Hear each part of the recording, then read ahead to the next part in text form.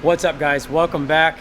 I am in London, England, getting picked up at Heathrow Airport by my good friend Steve. Oh yeah. And we have made it safely. We're getting picked up in his sweet W202 Mercedes, and we are headed about 3 hours, 2.5, 3 hours back to Wales to Steve's now.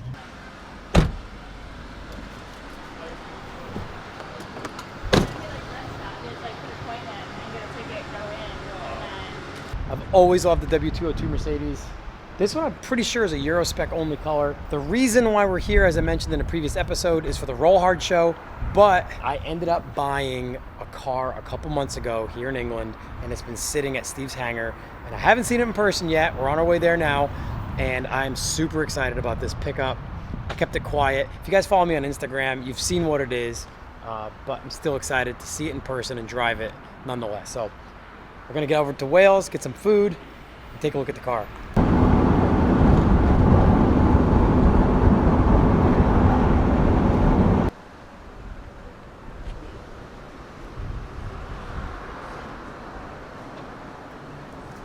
All right, we're in Wales. We're technically in Beauverton, right? Yeah. We're in Beauverton.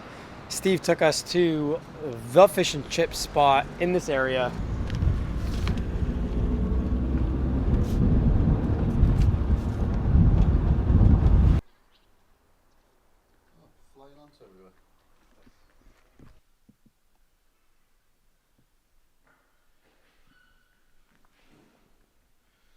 All right, guys, here it is. A one owner, garage kept, first year Mark III Golf. Right hand drive, obviously, Euro spec car here in England. I was poking around on Facebook Marketplace, knowing full well that I was gonna be over here, and thought, you know what, maybe I'll look to see if I could find something for sale while I was over here. As fate would have it, the car was only about 4 miles from Steve's unit here, and he was more than willing to go take a look at it. Guy was super nice, made it super easy, and Steve was obviously overly kind to go take a look at this car for me and ultimately acquire it. So I transferred him the money. It was 5 minutes down the road. Could not have been easier. And so what we're looking at here is a Euro spec, low mileage, one owner Golf GL. Most of you guys know that you do not find Mark III Golfs in this condition anymore. Mark IIIs or any Volkswagen of the early to mid 90s. So where I'm from in New Hampshire, these things are all rotted out. These cars were not bought as seasonal cars and stored in the winters. They were bought as A to B cars and driven year round, and were just devastated by the salt that we put down in the Northeast. And even here in England, they didn't survive that well either. I mean, it never stops raining. And this thing doesn't have a single bit of rust anywhere on it. It's got a tiny little blister started on the hatch, but underneath, as you guys can see, the rockers, the bottoms of the doors, it's just in incredible condition. This thing is a true time capsule. The Mark IIIs are the new Mark IIs, which obviously are now the Mark Is, and these things are quickly becoming collectible, so I knew I just had to have it. For me, the fact that it's Euro spec and it's got all the Euro bits, the Euro bumpers, the Euro lights, the tail lights, the cool factor for me was that it was right-hand drive, which I think is pretty cool. As you guys know, I've already had, I think, 4 or 5 right-hand drive German-built cars, which I thought was kind of crazy, that they were all UK market, but German-built cars. So with Steve's help, this thing was acquired a couple months ago, and this is seeing it for the first time, and really looking forward to putting around Wales and England for the next week and a half in this thing.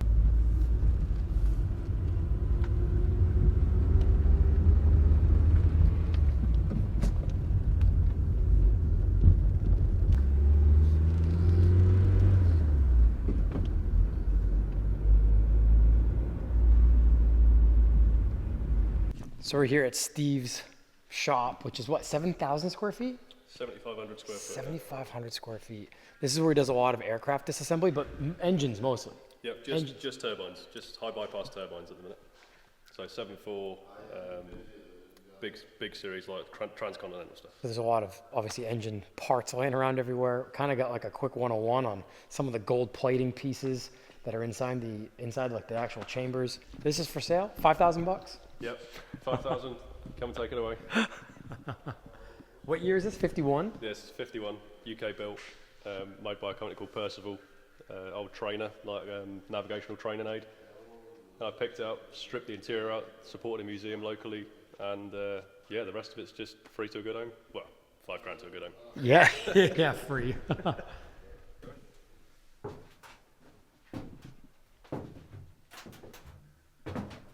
The cockpit is pretty cool.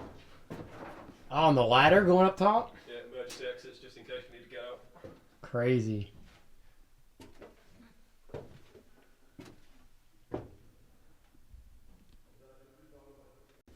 So this is sonar bay. So when they were doing overseas trials, you'd drop a sonar buoy Into the water? Yeah, straight into the water, and then you'd do submarine hunting and stuff like that. Wow, crazy. So all these rods and cables here are what operated like your flaps and every movable object on the plane was operated either manually via a rod or cable operated, right down to things like the carburetors and the anti-icing. Crazy. This is all the byproduct of the engine. This because we basically deal in two different types of material. So we get clean material, which is stuff that you would have seen down further on in the shed. This is all what we consider dirty. Yep. So these are gearboxes, oil runs, any composite material, any contaminated gear. This all goes as a different lot to the pure material. And the things down here, this is what holds the engine onto the wing on the back. Wow. That's just the rear hanger. Yep. And that's two of them support roughly 7,500 kilos. So this is Rolls-Royce stuff, and that's Pratt Whitney? Yep. Wow. And even the difference in the shafts. That's the front shaft off of the American engine, and this is the front shaft off the British engine. Oh, yeah.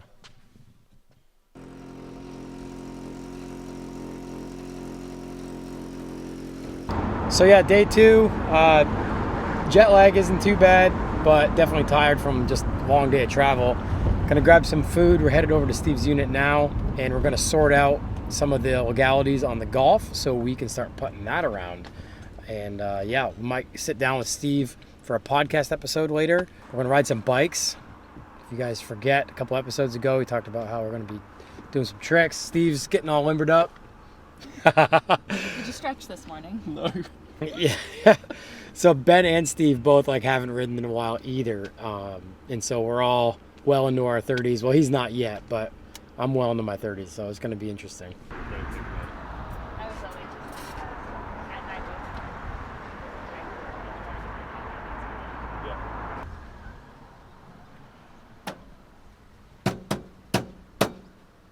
So they sent me the expression of interest form this year, and I was like, I'm quite happy with my little 7:30 till 1 up here. That's a good spot though. Yeah. All right, guys, the Mark III is officially legal for the road here in the United Kingdom. I should say legally for me to drive it. We put insurance on it, which was kind of a nightmare of phone calls we had to make in order to get me insured on this car, since I've got a United States driver's license and this car is still in the United Kingdom. Just went and got it taxed, which I really only need taxed for my time here, but we got that done. Luckily, I think the minimum we could tax it for was either 6 months or a year, so I taxed it for 6 months. I'm only going to be driving it here for the next week, so apparently I'll have to pay for a minimum of 1 month, and then I'll get reimbursed for the other 5 months, so I'll get some money back there. It was a few £100 to insure it for the week, but the way I see it is I'd probably have that invested in a rental car alone. So the fact that it's my car and I can insure it and tax it for the week that I'm here is awesome.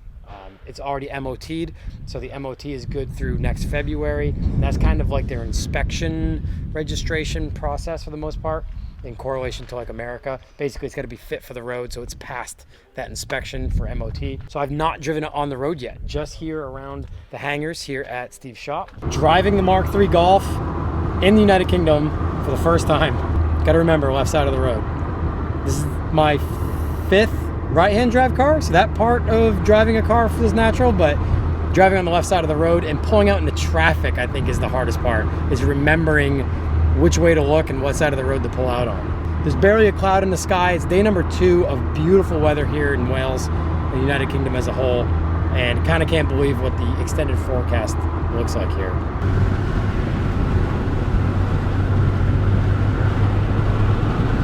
So it's definitely messing with your mind when you've got traffic coming at you or you're pulling out into traffic. You got to be on the other side of the road than you're used to. And as I've been telling Kayla, I've driven my buddy Troy's 114 Mercedes Coupe in Australia before, but that was years ago. And so you almost have to relearn what side of the road to pull out onto, and when cars are coming at you, to kind of not freak out is crazy. But it's a beautiful day and we're going through the countryside on the scenic route. So we are driving on a two-way road right now. And if you're from Wales or from the United Kingdom, you know this, but this is a one-lane road, but it's a two-way, it's supposed to be a two-lane road. And everything's grown up so tall that you can't see around the corners. And I need to remember that when we meet somebody, I need to go left and not right to go around them. Or hitting someone head on.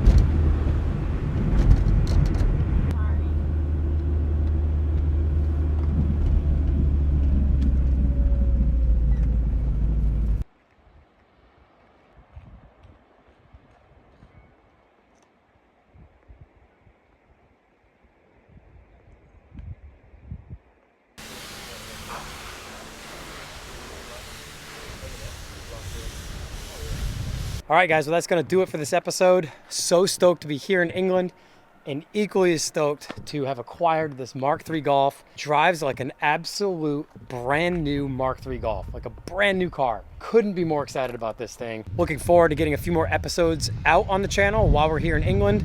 We've got tonight and tomorrow will be BMX. We'll be riding. I'm going to put my bike together. Ben Walker's coming down from Saltburn by the Sea. He's a couple hours out as we speak now. Gonna build my bike tonight, maybe ride around a little bit. Tomorrow will be Cardiff and Bristol. Gonna swing by the Crucial BMX shop. So look forward to those videos. And then on the weekend, Saturday and Sunday, will be the Roll Hard event at Bicester Heritage. Cannot wait to see you guys there. Thanks for watching. I'll see you in the next episode.